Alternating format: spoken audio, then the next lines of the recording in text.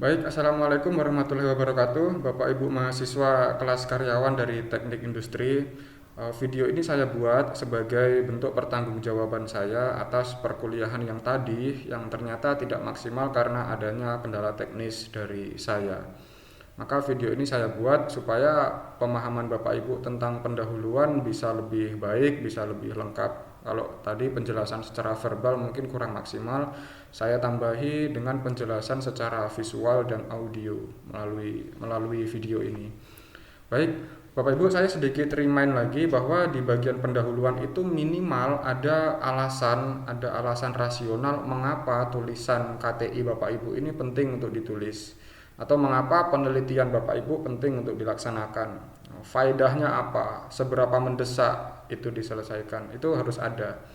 Nah, di bagian akhir juga harus ada rumusan masalah atau pertanyaan penelitian. Biasanya dalam KTI-KTI yang umum itu ada dua tipe Bapak Ibu. Ada yang rumusan masalah dan pertanyaan penelitian dianggap sama. Jadi rumusan masalah itu ya pertanyaan penelitian. Ada yang berpendapat seperti itu, padahal kalau dikaji di dalam buku-buku metodologi penelitian sebetulnya berbeda. Pertanyaan penelitian itu bentuk penjabaran dari rumusan masalah. Oke, jadi hanya ada dua itu Bapak Ibu. Tetapi dalam KTI yang akan kita tulis dalam rangka mempersiapkan Bapak Ibu supaya nanti ketika menulis skripsi tidak gagap, maka saya menyarankan untuk memasukkan 4 unsur di dalam bagian pendahuluan. Jadi dua, tadi kalau di awal ada rasionalitas, kemudian ada rumusan masalah. Rasionalitas itu gimana caranya supaya logis, maka masuk masalah penelitian. Kita merupakan akademisi yang harusnya berpikir berbasis masalah. Kita juga praktisi yang juga seharusnya orientasinya adalah memecahkan masalah. Maka masalah di dalam KTI itu merupakan titik tolak yang paling utama. Kalau masalahnya tidak jelas, biasanya alur berikutnya juga akan membingungkan, akan merepotkan si penulis itu sendiri. Nah, Bapak Ibu mahasiswa, di dalam tradisi KTI, penulisan karya tulis ilmiah, masalah itu hanya dianggap ada jika terdapat kesenjangan, Bapak Ibu. Ada perbedaan, itu baru dikatakan ada masalah. Perbedaan antara apa dengan apa? Perbedaan antara kondisi ideal dengan kondisi faktual. Kondisi ideal itu kondisi yang seharusnya ada, idealnya seperti apa, nah itu kondisi yang seharusnya. Berbeda dengan kondisi faktual. Kondisi faktual itu kondisi fakta, faktanya di lapangan seperti apa. Nah, kalau ada perbedaan antara ideal dengan faktual, maka itu namanya kesenjangan, berarti ada masalah gitu. Suatu contoh misalkan penegakan hukum di Indonesia itu harus adil, tajam di dua sisi. Itu idealnya seperti itu kan. Yang kita inginkan seperti itu idealnya. Tetapi faktanya di mana? Fakta di lapangan. Wah, ternyata hukum di Indonesia itu tajam ke bawah, tumpul ke atas. Nah, itu berarti ada perbedaan antara kondisi ideal dan kondisi faktual. Maka ada kesenjangan. Nah, itu namanya masalah. Ada juga pembunuhan berencana itu hukumannya mati. Idealnya seperti itu menurut undang-undang sekian nomor sekian tahun sekian. Tapi faktanya gimana? Verdi Sambo ternyata tidak dihukum mati dan seterusnya, hanya dipecat dari Polri, hanya dihukum penjara sekian tahun. Jadi itu namanya masalah karena ada kesenjangan. Kuliah kita seharusnya berjalan dengan lancar, idealnya begitu. Ternyata ada kendala teknis, jaringannya tidak stabil. Nah, itu masalah karena ada perbedaan antara kondisi ideal dan kondisi faktual. Jadi gitu ya Bapak Ibu, masalah penelitian itu yang seperti itu, adanya perbedaan antara kondisi yang seharusnya dengan kondisi yang senyatanya terjadi. Itu masalah. Nah, kemudian dari masalah itu diperas supaya dapat rumusan masalah yang jelas. Gunanya untuk apa? Ini digunakan untuk mempertegas arah penelitian atau arah penulisan KTI. Penulisan KTI kita ini arahnya mau kemana? Kalau kita masalahnya misalkan kemarin ada yang tanya kalau improvement forklift gimana? Nah, Bapak Ibu tentu sudah menemukan masalah dong. forklift itu seharusnya begini, tapi kenyataannya malah begitu. Nah, berarti rumusan masalahnya bagaimana? Rumusan masalahnya kan biasanya dalam bentuk kalimat tanya. Rumusan masalahnya bisa berupa bagaimana desain forklift yang ergonomis bagi pengguna atau bagi user. Itu sudah rumusan masalah. Satu aja rumusan masalahnya, tidak perlu banyak-banyak. Nah, baru di pertanyaan penelitian, ini rumusan masalahnya dijabarkan. Perlu Bapak Ibu tahu bahwa tidak semua KTI mensyaratkan pertanyaan penelitian, tetapi saya sarankan agar Bapak Ibu nanti penyusunan pembahasannya rapi, maka pertanyaan penelitian sebaiknya disebutkan ya Bapak Ibu. Kalau rumusan masalahnya bagaimana desain forklift yang ergonomis bagi user, maka nanti pertanyaan penelitiannya bagaimana desain forklift yang ergonomis dari segi apa, kemudian dari segi apa gitu. Jadi ada 2 atau 3 pertanyaan penelitian. Nah, manfaat di paling akhir kita tutup bagian pendahuluan dengan manfaat atau kontribusi penelitian, kontribusi KTI. Apa sumbangsih yang bisa ditawarkan oleh KTI Bapak Ibu? Tidak semua mencantumkan KTI, tidak semua mencantumkan kontribusi di dalam KTI itu. Ada beberapa yang tidak. Karena esensinya dalam bagian pendahuluan itu kan asalkan sudah bisa menyebutkan urgensi penulisan, asalkan bisa menyebutkan alasan rasional penulisan, maka itu sudah selesai. Tetapi KTI yang baik seharusnya lengkap sampai pada kontribusi penelitian. Jika kontribusi tidak dicantumkan gimana? Maka KTI Bapak Ibu akan beresiko rasionalitasnya itu tidak kuat, sehingga urgensi penulisan tidak begitu mendesak. Urgensinya cuma gitu aja, nggak begitu penting untuk ditulis. Bisa aja orang berkomentar seperti itu. Maka saya sarankan Bapak Ibu untuk melengkapi dengan mencantumkan kontribusi penelitian. Gitu ya Bapak Ibu. Misalkan kalau kita improvement untuk memperbaiki desain forklift yang ada, ya tuliskan aja kontribusi dari KTI Bapak Ibu.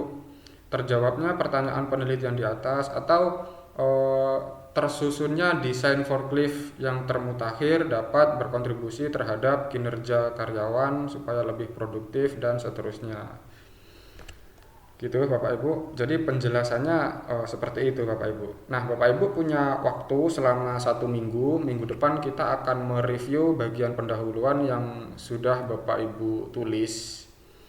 Kemudian setelah review 30 menit per kelompok ya, ada sekian kelompok, kita review satu-satu. Kemudian setelah kita review 30 menit sisanya kita gunakan untuk berkenalan dengan bagian metode penelitian. Nah, bagian metode ini nanti akan sangat mudah Bapak Ibu, karena Bapak Ibu tidak begitu dipaksa untuk mencari data. Yang sangat penting untuk mencari data itu ada di bagian pendahuluan dan pembahasan nantinya. Kalau metode itu cuma menyebutkan langkah-langkah step by step penelitiannya bagaimana. Itu di bagian metode Bapak Ibu ya. Ini yang akan kita lakukan minggu depan. Nah, sekarang saya ingin menunjukkan formulir yang bisa Bapak Ibu gunakan. Ini nanti saya kirimkan juga ya kepada koordinator kelas. Ini Bapak Ibu, ini unsurnya, kemudian ini keterangannya. Bapak Ibu baca aja supaya bisa mengisi bagian ini. Ini adalah contoh saja. Nah, dalam contoh saya dulu yang pernah saya singgung di pertemuan minggu lalu, saya meneliti tentang kecenderungan putus sekolah difabel, kecenderungan putus sekolah anak-anak cacat. Nah, sesuai dengan yang saya jelaskan tadi, bahwa di awal kita buka dengan masalah. Kita harus mengemukakan kondisi ideal dan kondisi faktual. Nah, paragraf pertama ini saya isi dengan kondisi ideal. Idealnya bagaimana? Idealnya anak dengan kelainan dan potensi kecerdasan istimewa punya kesempatan untuk memperoleh pengajaran dan pendidikan dalam satu lingkungan pendidikan secara bersama-sama dengan siswa pada umumnya. Ini kondisi idealnya. Jadi idealnya anak-anak cacat, anak-anak tunanetra, tunarungu, tunadaksa, tunagrahita, gangguan emosional dan lain-lain mereka ini punya kesempatan yang sama untuk sekolah bareng-bareng sama anak yang normal. Idealnya begitu. Nah, saya ngomong kayak gitu atas dasar apa? Atas dasar undang-undang, ada datanya, saya punya data. Undang-undang nomor 20, undang-undang nomor 70 dan seterusnya. Jadi ada dasar hukumnya. Jadi ketika saya ngomong bahwa anak dengan kelainan dan potensi kecerdasan istimewa punya hak yang sama untuk sekolah bareng sama anak yang normal, saya punya landasan yang kuat. Jadi nggak sembarang orang bisa mematahkan argumentasi saya. Nah, saya sarankan Bapak Ibu ketika sedang mengemukakan kondisi ideal, gunakanlah data. Jangan sampai menggunakan pendapat pribadi atau pendapat temannya, itu tidak kokoh. Kalau ibaratnya orang berdiri itu suka capek karena gampang sekali untuk dijegal. Maka Bapak Ibu gunakanlah data supaya tidak bisa dibantah oleh orang lain. Nah, ini kondisi ideal Bapak Ibu ya. Setelah kondisi ideal, Bapak Ibu mencantumkan kondisi faktual. Idealnya kan anak-anak cacat bisa sekolah sama anak-anak yang normal. Idealnya begitu. Tetapi faktualnya gimana? Ternyata menurut hasil riset Miftahudin tentang putus sekolah di sini ada anak namanya Sobirin, dia kelas 5 SD. Dia punya keterbatasan dalam membaca, menulis, dan berhitung, membuatnya tinggal kelas sebanyak 2 kali. Jadi pada intinya di paragraf ini saya menjelaskan bahwa di lapangan itu masih ada loh anak cacat yang gak bersekolah. Dia putus sekolah gara-gara sama lingkungannya dia sering dibully ketika di kelas. Dia sering tidak naik kelas, usianya paling tua, nilai raportnya paling jelek di antara teman-teman. Akhirnya dia dibully. Artinya kecacatan itu seringkali diterima bukan sebagai komposisi yang menyusun masyarakat, tetapi seringkali dinilai sebagai nasib buruk, sebagai tragedi, sebagai kekurangan, bahkan sebagai aib. Jadi kondisi faktualnya begitu. Paragraf pertama ini kondisi ideal, paragraf kedua ini kondisi faktual, kenyataan di lapangan seperti apa. Sedangkan paragraf-paragraf berikutnya, ini paragraf-paragraf ketiga, merupakan hasil analisis saya, hasil telaah saya terhadap masalah ini, terhadap kondisi faktual. Di 3 paragraf ini saya tegaskan bahwa apa-apa saja yang akan terjadi, risiko-risiko apa saja, konsekuensi apa saja yang akan diterima jika anak-anak cacat itu tetap mengalami putus sekolah. Nah, di sini saya berargumentasi bahwa anak putus sekolah itu adalah anak-anak yang tidak beruntung. Mereka sama tidak beruntungnya sama anak-anak pengungsian, anak-anak HIV/AIDS, anak-anak yang menjadi korban dari narkotika dan lain-lain. Nah, anak putus sekolah itu jika dia cacat maka akan menyebabkan beberapa masalah-masalah baru di masyarakat, seperti pekerjaan anak, ini saya sebutkan pekerjaan anak, pernikahan dini, anak jalanan, timbulnya buta aksara kembali. Jadi ketika dia sekolah dia sudah bisa baca, tetapi dia putus sekolah, aktivitas pekerjaannya tidak berkaitan dengan kegiatan baca tulis, maka dia akan menjadi buta huruf. Nah, yang terakhir jelas putus sekolah pada anak cacat akan melestarikan anggapan orang-orang bahwa penyandang difabel atau anak-anak cacat merupakan anak-anak yang tidak bisa berbuat banyak hal. Itu risiko-risiko yang terjadi jika masalah ini tidak diatasi. Nah, penulisan masalah penelitian yang isinya ada 5 paragraf ini kan sudah jelas nih urgensi penelitiannya apa, sudah jelas. Alasan rasional mengapa tulisan ini dihasilkan sudah jelas, yaitu untuk mencari tahu gimana caranya supaya anak-anak yang putus sekolah itu, anak-anak yang cacat itu bisa kembali bersekolah dengan cara kita menganalisis lingkungan sosialnya, dengan cara kita menganalisis aspirasi-aspirasi dia dalam bersekolah. Maka di dalam rumusan masalah saya tuliskan ini hanya pengantar saja ya Bapak Ibu. Rumusan masalah yang asli ya ini yang harus ada. Berdasarkan problematika putus sekolah anak difabel di atas, maka perlu dilakukan penelitian dengan masalah pokok bagaimana difabilitas mempengaruhi aspirasi bersekolah dalam kaitannya dengan kecenderungan putus sekolah. Ini rumusan masalah. Kemudian pertanyaan penelitiannya merupakan penjabaran dari rumusan masalah ini. Rumusan masalahnya seperti ini. Penjabarannya gimana? Penjabarannya adalah satu, pertanyaan penelitian yang pertama ya. Bagaimana difabilitas berkontribusi terhadap aspirasi bersekolah anak? Ini pertanyaan penelitian yang pertama. Pertanyaan penelitian yang kedua, apa saja determinan yang membuat anak memutuskan untuk melanjutkan sekolah atau tidak? Ini pertanyaan penelitian yang kedua. Nah, tadi ada yang bertanya gimana pertanyaan penelitian itu apakah sudah baku atau bebas dari penulis. Saya katakan bebas, itu memang bebas, tidak ada aturan baku. Tetapi pertanyaan penelitian kan ada yang baik, ada yang buruk. Pertanyaan penelitian yang baik itu biasanya salah satu cirinya diawali dengan kata tanya yang menuntut si peneliti atau penulis untuk berpikir tingkat tinggi. Salah satu cirinya adalah menggunakan kata tanya mengapa dan bagaimana. Di sini sudah saya beri pedoman Bapak Ibu. Jadi ketika nanti nulis di sini Bapak Ibu tidak kesulitan. Mengapa dan bagaimana ini merupakan pertanyaan yang dianjurkan karena mengapa ini bisa menjelaskan alasan dan bagaimana bisa menjelaskan langkah-langkah atau prosedur. Jadi lebih banyak nanti. Di rumusan masalah di pertanyaan penelitian yang saya buat, pertanyaan penelitian ke-1, bagaimana difabilitas, ini juga saya taati. Nah, pertanyaan penelitian yang kedua, ini sedikit unik. Apa saja determinan yang membuat anak memutuskan dan seterusnya. Nah, apa saja, kenapa kok tidak menggunakan kata bagaimana dan mengapa, Pak? Nah, apa saja ini saya gunakan untuk menemukan determinannya ada berapa banyak dan apa saja. Nah, ketika sudah ditemukan determinannya apa saja, misalkan respon sosial, tingkat kecacatan, ketersediaan guru pendamping di sekolah, dan seterusnya, itu kan determinan-determinan.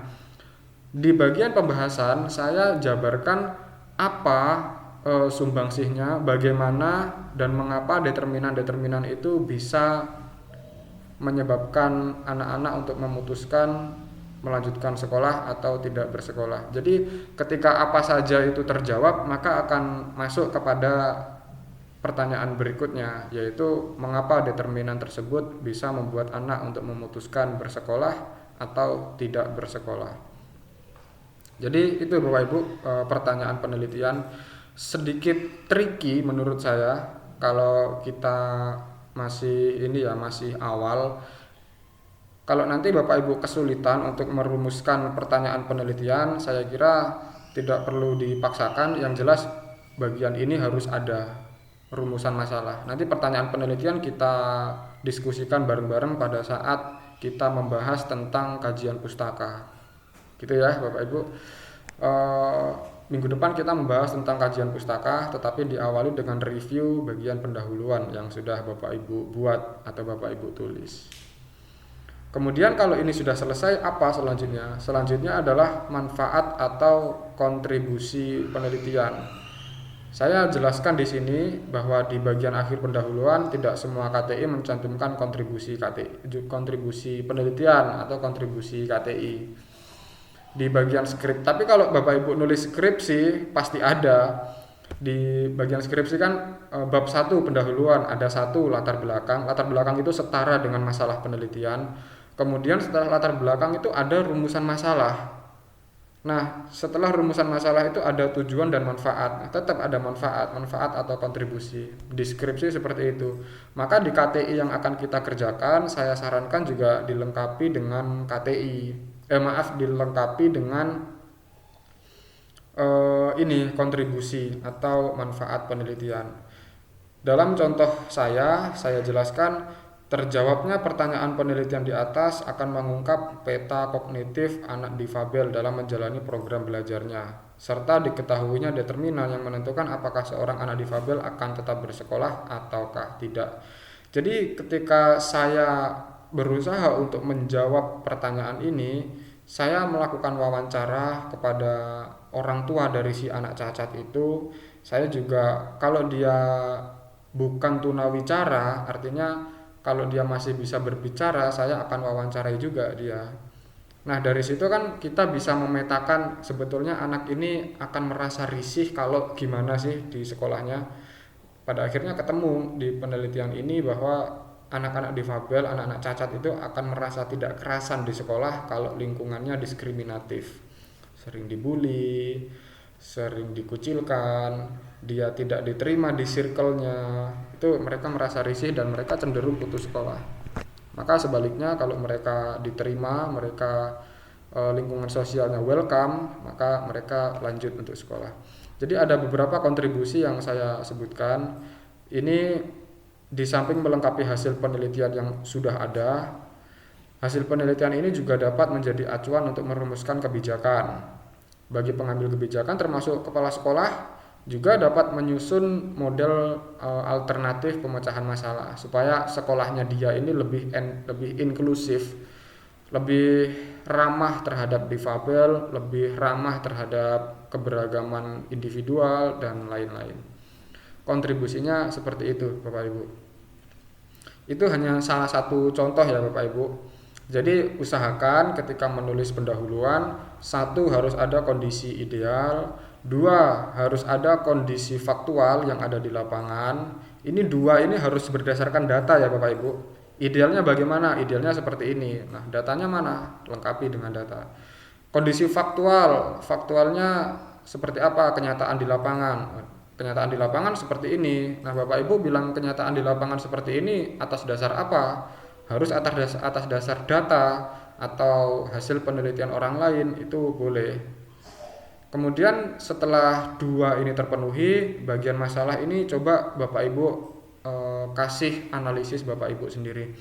Kira-kira apa risikonya, apa konsekuensinya jika masalah di atas tidak diatasi? Jika kondisi faktual di atas tidak diselesaikan, apa risikonya? Itu yang Bapak Ibu perlu jelaskan. Baik, saya kira itu Bapak Ibu yang perlu saya paparkan. Kalau seandainya Bapak Ibu tidak tertarik sama isu-isu sosial budaya, tidak tertarik sama isu-isu pendidikan, isu humaniora, dan Bapak Ibu ingin fokus ke isu-isu yang lain, nggak apa-apa, silahkan. Tapi polanya tetap sama, bidang ilmu apapun tetap sama. Ada kondisi ideal, ada kondisi faktual, ada analisis Bapak Ibu untuk mempertegas urgensi penelitian. Risikonya apa jika masalah ini tidak diatasi, ini Bapak Ibu perlu sebutkan. Ini di bagian pendahuluan ya. Misalkan Bapak Ibu tertarik karena di factory mungkin tertarik sama isu-isu lingkungan misalkan, ya boleh aja.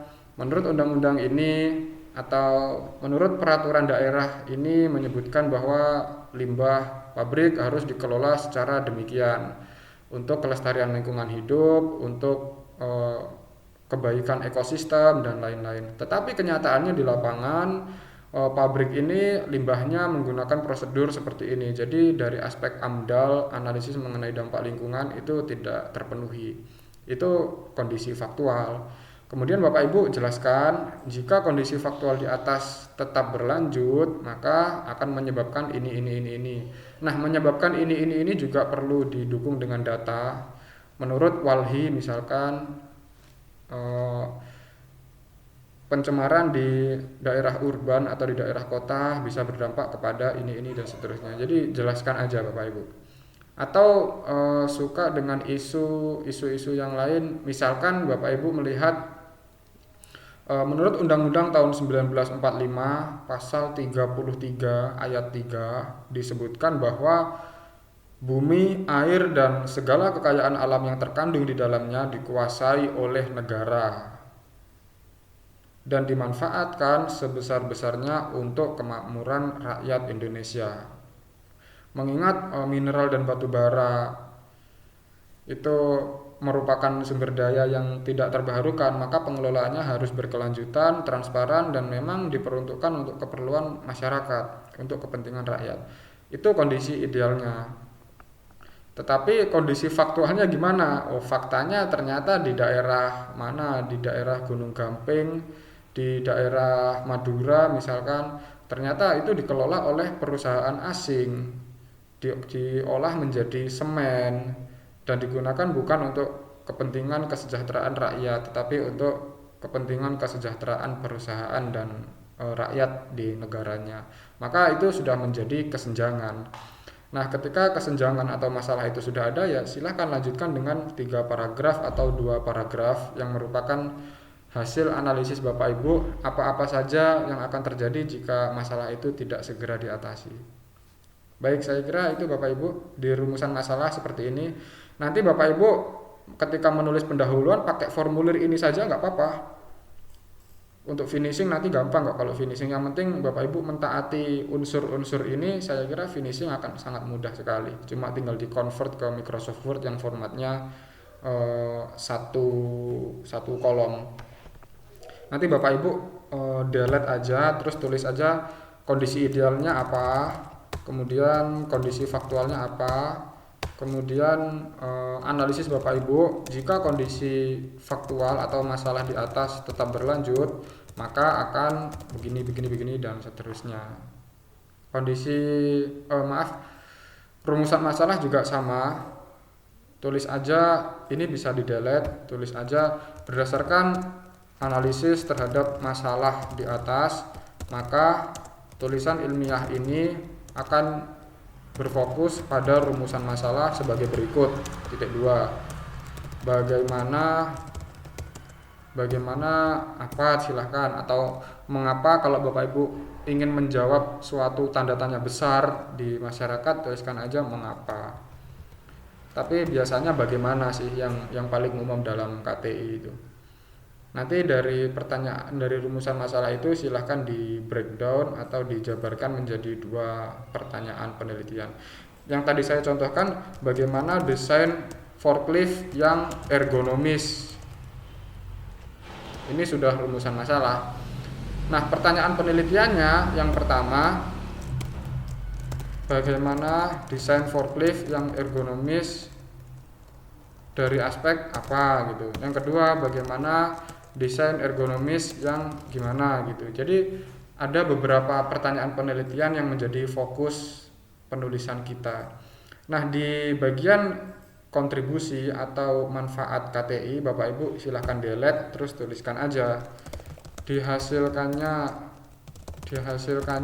desain forklift yang demikian dapat mempermudah produktivitas atau dapat meningkatkan produktivitas karyawan, terutama bagian gudang, bagian ini, dan seterusnya.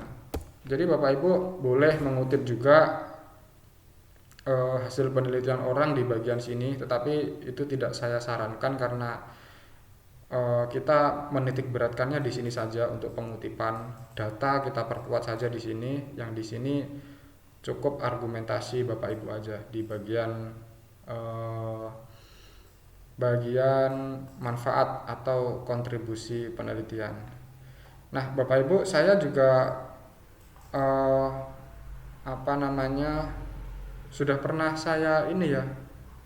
pernah dulu saya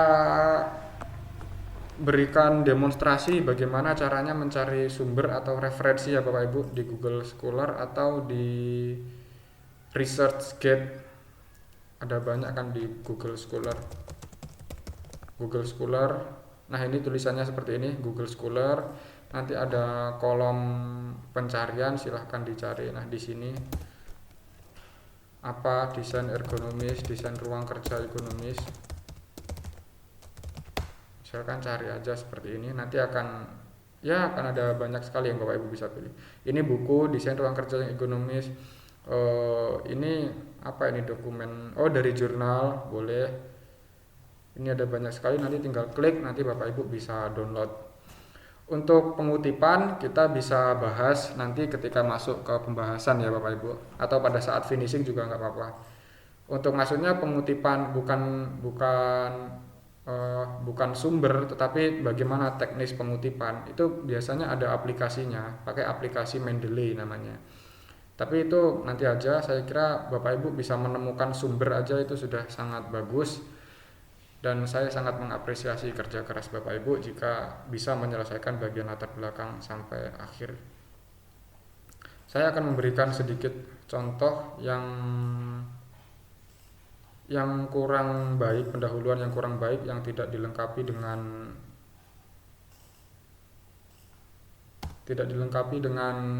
rumusan masalah, tidak dilengkapi dengan pertanyaan penelitian, dengan kontribusi penelitian. Itu ada artikel yang seperti itu, yang kualitasnya sepertinya di bawah kita. Nah, ini hanya dijelaskan kalau ini kan judulnya sudah ketahuan nih, preferensi dan pengalaman mahasiswa dalam menggunakan media pembelajaran online. Ada yang suka Zoom, ada yang suka Google Meet, ada yang suka WhatsApp, dan lain-lain. Nah, itu peneliti ini, Ismayanti dan Wahyudin ini meneliti itu.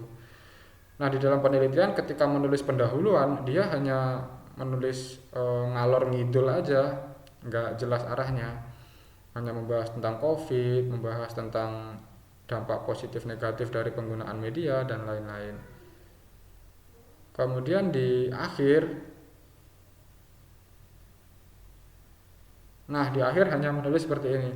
Berdasarkan uraian di atas, penulis menganggap bahwa penelitian tentang preferensi dan pengalaman mahasiswa dalam belajar online perlu dilakukan. Urgensinya hanya seperti ini. Di akhir nggak ada kontribusi penelitian atau manfaat, pertanyaan penelitian juga nggak ada, malah yang ditulis justru tujuan penelitian yang sebetulnya tidak perlu untuk dituliskan.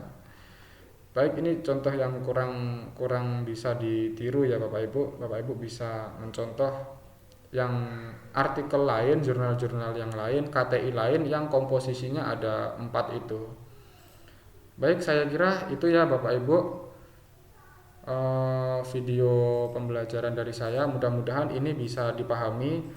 Materi ini akan saya share juga, bukan hanya lewat video, begitu juga dengan formulir. Nah, formulir ini saya kira sangat penting. Bapak Ibu ketika menulis pendahuluan silahkan aja, ini diisi, ini diisi, ini diisi, ini diisi. Udah, kalau sudah diisi, selesai bagian pendahuluan. Kita tinggal nunggu review minggu depan. Kalau mau bablas, mau terus sampai ke kajian pustaka, metode, ya nggak apa-apa. Tapi saya khawatirnya ini kan belum saya terangkan, belum saya sampaikan ke Bapak Ibu. Saya khawatirnya ketika Bapak Ibu sudah terlanjur mengerjakan, kemudian saya terangkan ternyata berbeda dari apa yang Bapak Ibu kerjakan. Nah, itu malah kerja 2 kali nanti Bapak Ibu. Jadi fokus ke pendahuluan aja ya. 4 unsur ini silahkan dipenuhi. Bagian ini berisi dari 5 atau 6 paragraf, nggak masalah. Masing-masing paragraf berisi 5-6 kalimat. Data jangan lupa diperkuat dengan data. Ini tidak perlu data, ini tidak perlu data, ini opsional. Kalau bisa kasih data ya silahkan, kalau tidak juga nggak apa-apa. Karena ini kontribusi penelitian kan. Kita hanya mengasumsikan apa yang bisa disumbangkan oleh pemikiran kita kepada masyarakat. Tidak selalu didukung oleh data. Baik, saya kira itu Bapak Ibu. Mohon maaf sekali apabila ada beberapa kekurangan. Minggu depan bisa offline apa enggak ya Bapak Ibu ya? Coba saya nanti tanya ke koordinator kelas ya. Kalau bisa offline ya alhamdulillah, kita akan ketemu di kampus Tiga Raksa ya. Baik, saya kira itu Bapak Ibu. Terima kasih banyak ya atas kesediaannya menyimak video ini. Mudah-mudahan tugas pendahuluan ini bisa segera rampung dan cepat-cepat selesai, agar kita punya hasil karya ilmiah setelah kuliah ini berakhir. Terima kasih atas perhatiannya.